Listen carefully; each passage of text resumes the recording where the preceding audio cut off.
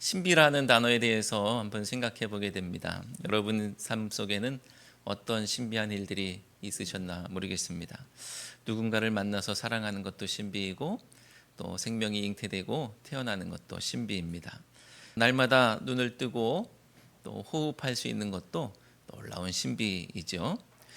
마법과 같은 일들이 아니라 날마다의 일상들이 하나님의 은혜이고, 은혜는 말로 표현할 수 없는 신비입니다. 하나님 은혜의 핵심, 가장 큰 신비는 하나님께서 우리를 사랑하시되, 심지어 죄인인 우리를 사랑하시고 우리를 위해서 고난을 받으시되 심지어 목숨을 내놓으셔서 십자가에 돌아가시는 것, 그것이 바로 신비이죠.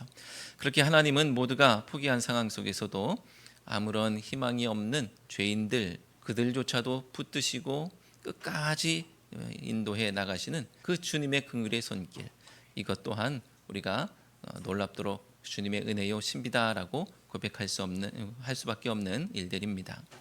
오늘 말씀을 통해서 우리는 더 이상 구원의 소망이 없을 것 같은 이스라엘조차도 구원하시는 하나님의 뜻, 그리고 그것을 가능하게 하는 하나님의 언약, 그리고 긍휼이라는 방법으로 모든 사람을 구원하시는 하나님의 신비를 보게 될 것입니다. 9장부터 11장까지 이 세 장이 한 단락이라고 했습니다. 로마서가 16장까지 있는데 8장까지 크게 하나로 볼 수 있고요. 9장부터 11장까지 크게 하나로 볼 수 있고요. 나머지 12장부터 16장까지를 또 한 덩어리로 볼 수가 있습니다. 그러니까 세 장에 걸친 긴 이야기 속에서 거기에는 흐름도 있고요, 맥락도 있는 것이고 또 방향이 있는 겁니다. 9장, 10장, 11장은 그렇게 흘러가는 것이죠. 매주 본문을 쪼개서 설교하고 있기는 하지만 지난주 설교가 별개의 것이고, 오늘 본문이 또 설교가 별개의 것이고, 다음 주는 지난주하고는 상관이 없는 설교이고, 이런 것이 아닙니다. 다 연결되어 있는 것이고요, 전체가 연결되어 있고 세 장을 통해서 하려고 하는 큰 주제의 말씀이 있는 것이죠. 그리고 로마서 전체를 통해서 하시고자 하는 말씀이 있는 것, 마찬가지로 세 장을 통해서 하시고자 하는 말씀도 있습니다. 그렇다면 9장부터 11장까지의 말씀을 통해서 하려고 하시는 말씀이 무엇일까? 바울의 고륙 친척, 동족 이스라엘의 구원에 대한 말씀이죠. 그도 그럴 것이 9장을 시작하면서 바울은 큰 근심과 그치지 않는 고통 속에서 말씀을 전하고 있는 것입니다. 그래서 이스라엘이 지금 예수님을 믿는 데 실패하고 있다라는 그 이야기에 대해서 9장에서는요, 누구를 구원하고 말고는 하나님의 주권이다라는 이야기를 했고요. 그리고 10장에서는 그렇다고 이스라엘이 구원받지 못하는 것을 하나님 책임으로 떠넘길 수는 없는 것이다. 사람의 책임, 즉 이스라엘이 하나님을 믿는데, 예수님을 믿는데 실패한 것이다 라는 이야기를 했습니다. 하지만 이스라엘이 구원받지 못하는 것이 하나님 책임이냐 인간 책임이냐, 이렇게 책임을 규명하는 것, 누구 책임이냐라는 것을 규명한다고 해서 이스라엘이 구원받는 건 아니죠. 하나님 책임인 게 드러났어요. 그래서 이스라엘이 구원받는 것도 아니고, 이스라엘이 잘못했네 라는 것이 드러났다고 해서 이스라엘이 구원받는 것도 아닙니다.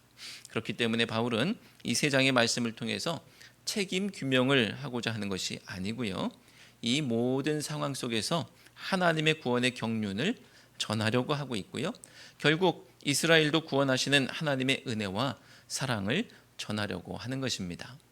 누구 책임이야 이게 아니고요, 결국은 구원하시는 하나님의 경륜과 은혜와 사랑, 그 신비를 전하고자 하는 것이죠. 그렇게 10장에서 하나님의 구원의 경륜을 어떻게 설명했느냐 하면, 이스라엘이 하나님을 버렸다고 해서 하나님께서 그들을 버리시지는 않았다, 또 손 벌려서 이스라엘을 기다리고 계시다, 이런 얘기를 했죠. 근데 비록 이스라엘이 실패했고 하나님을 버렸지만 하나님은 그 상황마저도 사용하셔서 이스라엘과 맺은 언약 바깥에 있었던, 이 언약의 바깥에 있었던 이방인들마저도 구원하시는 도구와 통로로 사용하십니다. 이것은 하나님께서 이스라엘의 실패를 계획하셨다 이런 것은 아니죠. 하나님이 이방인을 구원하시기 위해서 이스라엘을 실패하도록 내버려 두시는 어떤 그런 계획을 하셨다라는 그런 개념보다는, 그 실패마저도, 이스라엘의 실패마저도 이방인의 구원을 위하여 사용하고 계시다라고 보시는 거예요. 자, 그렇게 이방인들은 이스라엘이 예수님을 믿지 못하는 실패를 통해서 기회를 얻게 되었고, 내쳐지고 뽑힌 가지 대신에 접붙여져서 구원에 이르게 된 것입니다. 자, 하지만 9장부터 11장의 이야기의 결론은 이스라엘의 실패로 끝나지 않습니다. 왜냐하면 하나님은 실패를 결론 삼는 분이 아니시기 때문입니다. 여러분의 삶 속에도 실패가 있습니까? 그렇다면 그게 끝이 아니라는 것을 기억하시기 바랍니다. 내 삶이 다 끝난 것 같아도 아직 하나님께서 인도하실 길이 남아 있고요. 그리고 내 삶에 이루실 하나님의 뜻이 남아 있고, 성공과 구원과 생명의 결론, 그것이 결론되도록 지금도 일하고 계시다는 사실을 기억하시기 바랍니다. 하나님께서 계획하시는 우리의 인생의 결론은 실패가 아니라 성공이에요. 그러므로 9장에서 고통 속에서 암울하게 시작한 이야기, 9장의 시작을 보시면요, 엄청나게 암울합니다. 바울이 얼마나 낙심 가운데 있는지 몰라요. 내 동족, 내가 고통과 번민 가운데 있다, 이런 얘기를 하면서 시작했어요. 이렇게 암울하게 시작한 9장의 이야기이지만 그 결론 11장에서는요, 이스라엘의 실패가 아니라 온 이스라엘의 구원입니다. 온 이스라엘의 구원. 이스라엘이 예수님을 믿는 데 성공하고 나아가서 온 세상이 구원에 이르게 될 것이라고 하고 있어요. 이 결론을 오늘 말씀은 모두가 알았으면 좋겠다, 모두가 알았으면 하는 신비라고 표현하고 있습니다. 특별히 이방인과 유대인의 갈등 속에 있었던 이 로마 교회의 이방인들이 오늘 로마서의 특별히 9장부터 11장까지의 청자예요. 9장부터 11장은 이방인들이 들었으면 하면서 이야기를 하고 있거든요. 로마 교회에 있었던 이방인들과 이스라엘 사람 유대인들이 갈등 속에 있었는데, 특별히 그 가운데 있는 이방인들이 들었으면 하고 있는 그것, 그래서 특별히 이방인들에게 그들이 좀 알았으면 좋겠다라고 하는 신비입니다. 오늘 로마서 11장 25절부터 26절 상반절 말씀 함께 읽어볼까요? 형제들아, 너희가 스스로 지있다 하면서 이 신비를 너희가 모르기를 내가 원하지 아니하노니, 이 신비는 이방인의 충만한 수가 들어오기까지 이스라엘의 더러는 우둔하게 된 것이라.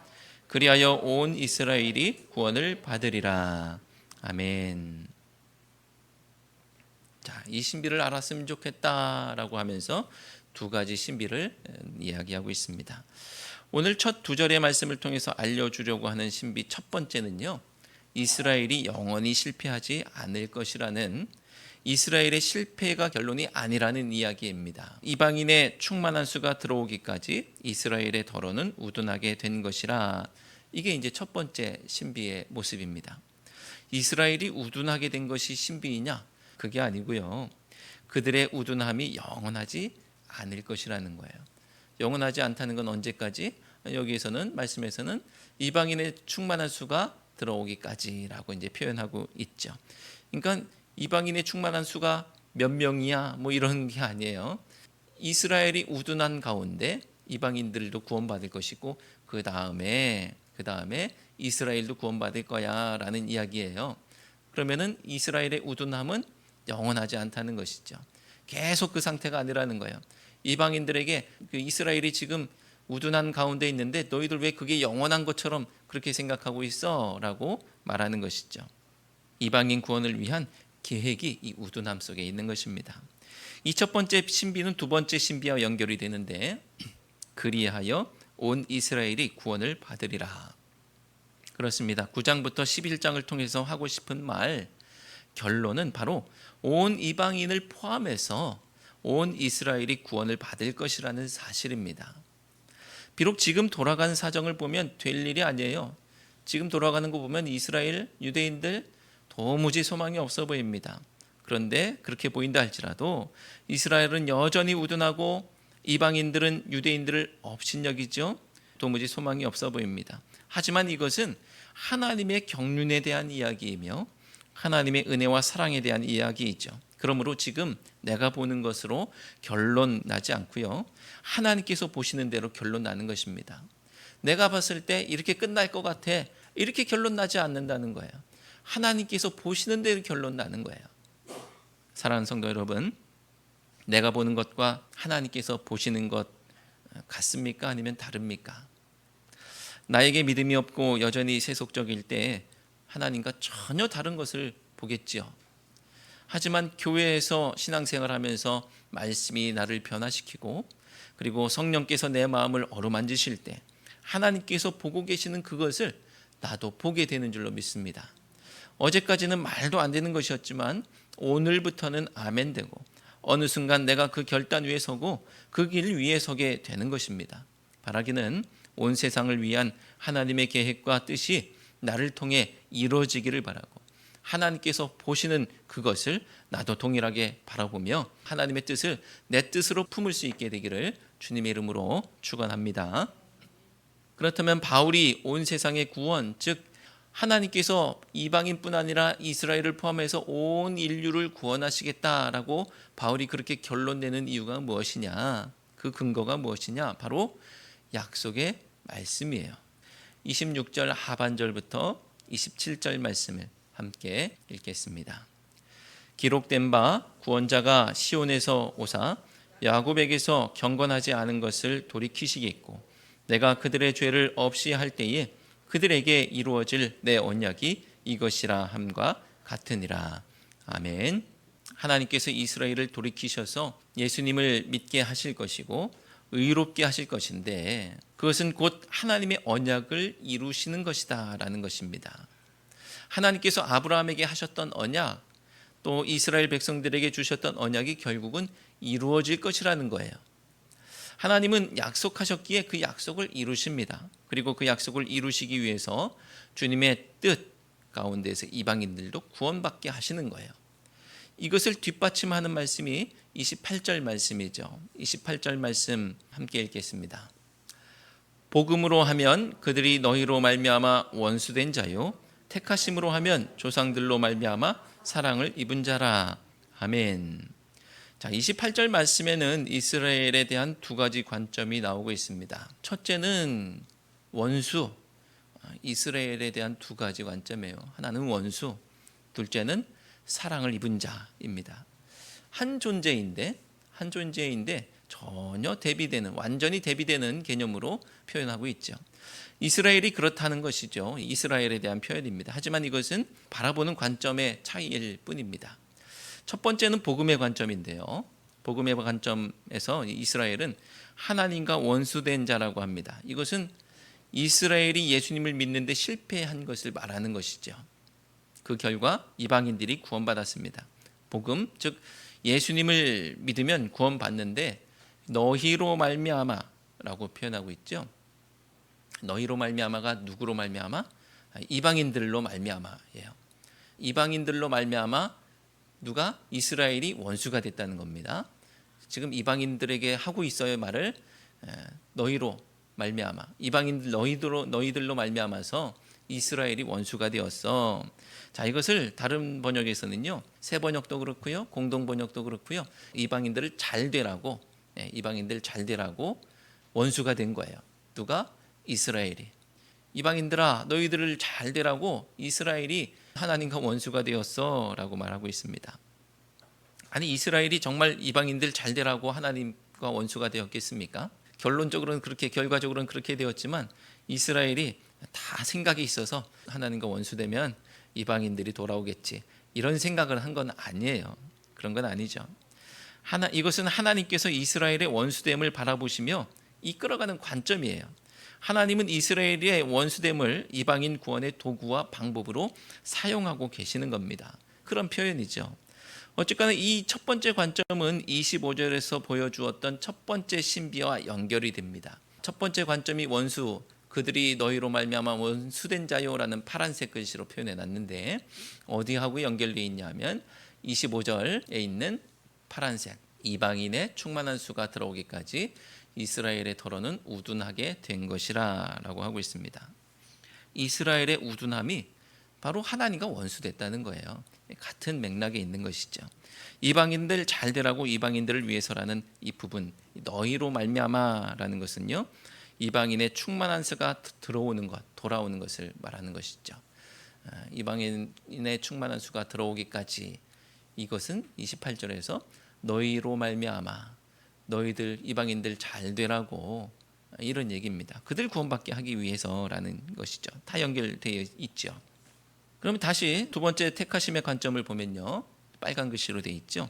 택하심의 관점에서 이스라엘은 하나님께 사랑을 입은 자라고 말하고 있습니다. 이스라엘이 하나님께 사랑을 입은 자라는 거예요. 자, 이게 근거가 무엇이냐면요, 조상들입니다. 조상들로 말미암아서 조상들에게 주셨던 언약에 근거한 것이죠. 하나님께서 약속하셨기에 하나님께서 그들을 사랑하실 수밖에 없습니다. 그리고 그 사랑은 그저 마음으로만 사랑한다고 하는 것이 아니라 사랑하시기에 그들을 구원하실 수밖에 없는 것이죠. 이 두 번째 관점에서 바라보는 이스라엘의 모습은 26절에서 보여주었던 두 번째 신비와 연결되는데, 하나님께서 조상들과 맺은 언약 때문에 그들을 사랑하셔서 이스라엘을 구원하신다는 것입니다. 자, 조상들로 말미암아 사랑을 입었어라는 것은 결국 지금 이스라엘이 실패하고 범죄하고 불순종하고 있지만 그것을 통해서 이방인들을 구원하시고 결국은 다시 그들을 사랑하셔서 구원하실 거야라는 이야기입니다. 이렇게 빨간 글씨로 연결되어 있습니다. 이렇듯 하나님은 아무것도 기대할 수 없었던 이방인들에게는 구원을 선물로 주셨고, 이방인은 언약 바깥에 있던 사람들이니까 뭘 기대할 수 있었겠어요. 그런데 그들에게 구원을 선물로 주셨어요. 그리고 조상들에게 주셨던 약속에도 불구하고 예수님을 외면하고 하나님께 경건하게 서지 않았던 이스라엘, 그들도 기대할 게 없죠. 언약은 있지만 믿지 않고 불순종 가운데 있는데 뭘 기대할 수 있겠어요. 그런데도 불구하고 그들을 불러주시는 거예요. 이 선물과 부르심에는 후회하심이 없다고 합니다. 29절 말씀 함께 읽겠습니다. 하나님의 은사와 부르심에는 후회하심이 없느니라. 아멘. 하나님의 은사, 이 선물이라고 표현하고 있죠. 은사는 원래 선물이죠. 이 선물, 이방인들에게는 구원을 선물로 주시고, 또 부르심, 언약 백성들이었던 이스라엘 사람들은 다시 불러주시는 이것. 그런데 거기에 뭐가 없다고요? 후회하심이 없다. 다른 번역에서는 어떻게 표현하고 있습니까? 그것은 철회되지 않는다, 다시 거둬가시지 않는다라고 말씀하고 있습니다. 이것을 가리켜서 확정되었다고 하는 겁니다. 확정되었다. 아직 역사의 과정은 밟아 나가야 하겠지만 주님께서 뜻을 정하셨고, 주님께서 약속하셨고, 주님께서 의지와 계획을 가지고 계시기에, 모든 근거가 주님께 있기에 온 세상 구원이라는 하나님의 뜻은 이루어질 것이다. 그것은 확정되었다. 지금 우리가 예수님 믿고 구원받는 것은 확정되었다라는 거예요. 사랑하는 성도 여러분, 여러분이 걷는 믿음의 여정 속에 힘들고 어려운 일이 있겠지요. 하지만 여러분을 향한 하나님의 사랑은 이미 확정된 줄로 믿습니다. 여러분을 향한 하나님의 사랑은 변하지 않습니다. 여러분의 삶 속에 하나님의 뜻이 있음을 기억하시기 바랍니다. 그 뜻을 반드시 이루시는 하나님의 품 안에서 사랑을 입은 자로 살아가는 우리 모두가 되시기를 주님의 이름으로 축원합니다. 원수로 살아가면 안 되고요, 사랑을 입은 자로 살아가시기 바랍니다. 오늘 말씀을 통해서 하나님의 목적은 이방인만이 아니라 온 이스라엘을 포함한 온 세상의 구원이라는 사실을 보았고요. 그 근거가 사람의 그 무엇, 사람의 행실, 또 사람의 그 무엇이 아니라 하나님의 언약이라는 사실을 보았습니다. 그렇다면 하나님의 구원의 방법이 무엇이냐? 그것이 무엇일까요? 30절부터 32절까지의 말씀에서는 순종하지 않음과 긍휼이라는 단어로 풀어가고 있습니다. 먼저 30절 말씀을 보면요, 30절 말씀은 첫 번째 신비와 관련이 있죠. 함께 읽겠습니다. 너희가 전에는 하나님께 순종하지 아니하더니 이스라엘이 순종하지 아니함으로 이제 긍휼을 입었는지라. 아멘. 이제 긍휼을 입었는지라. 자, 순종하지 않던 이방인이 구원을 받는 이야기입니다. 순종하지 않던 이방인이 구원받습니다. 이방인의 충만한 수가 들어온다는 이야기가 긍휼을 입었다는 표현 속에 담겨 있고요. 그것을 위해서 이스라엘이 우둔하게 된 이야기도 이스라엘이 순종하지 아니함이라는 표현 속에 담겨 있습니다. 이스라엘이 순종하지 아니함 하나님과 원수됨, 이스라엘의 실패, 우둔함, 아까 살펴봤던 말씀이 이스라엘의 순종하지 아니함이에요. 이제 긍휼을 입었는지라, 이방인이 긍휼을 입었다라는 거거든요. 이방인이 구원을 받았다, 이방인의 충만한 수가 들어온다, 이런 얘기입니다. 너희로 말미암아 이방인들 잘 되라고, 이게 다 여기에 담겨 있는 표현입니다. 순종하지 않던 이방인이 구원을 받는 이야기, 이방인의 충만한 수가 들어와서 구원받는 이야기, 이게 여기 담겨 있습니다. 31절에서는 이스라엘이 왜 예수님을 믿는 데 실패했는지, 즉 왜 하나님께 순종하지 않았는지 이유가 나오고 있는데요. 그 이유는 두 번째 신비하고 연결이 되어 있죠. 31절 말씀을 함께 읽겠습니다. 이와 같이 이 사람들이 순종하지 아니하니 이는 너희에게 베푸시는 긍휼로 이제 그들도 긍휼을 얻게 하려 하심이라. 아멘. 이방인들이 믿고 구원받음으로 온 이스라엘이 구원을 받을 것이라는 이야기가 그들도 긍휼을 얻게 하려 하심이라라는 표현에 담겨 있습니다. 자, 이 이야기를 통해서 우리는 또 깨닫게 되는 바가 있습니다. 이방인도 이스라엘도 그들이 순종을 잘했기 때문에 구원하시는 것이 아니라는 거예요. 30절 31절 말씀이 뭐 이스라엘은 순종하지 않았는데 이방인은 순종했나? 아예 아니에요. 이방인은 순종했는데 이스라엘은 순종했나? 아니에요. 둘 다 순종하지 않았어요. 이스라엘이 순종하지 않아서 순종하지 않던 이방인도 이스라엘이 순종하지 않아서 이방인을 구원하시는 거고요. 그리고 순종하지 않았던 이스라엘도 하나님께서 결국은 긍휼로 구원하신다는 거예요. 둘 다 순종하지 않았어요. 둘 다 순종하지 않았고요. 이것은 로마서 앞부분에 있는 말씀을 보면 다 죄인이다라는 것이죠. 다 죄인.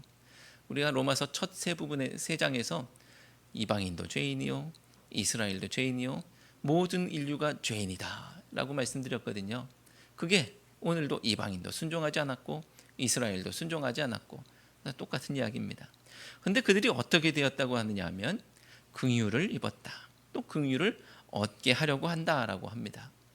이게 무슨 뜻입니까? 사실 긍휼이라는 단어는 어려운 단어였죠. 잘 우리 삶 속에서 쓰지 않습니다. 그래서 긍휼은 불쌍히 여기는 사랑의 마음이라고 우리가 이해하면 될 것 같아요.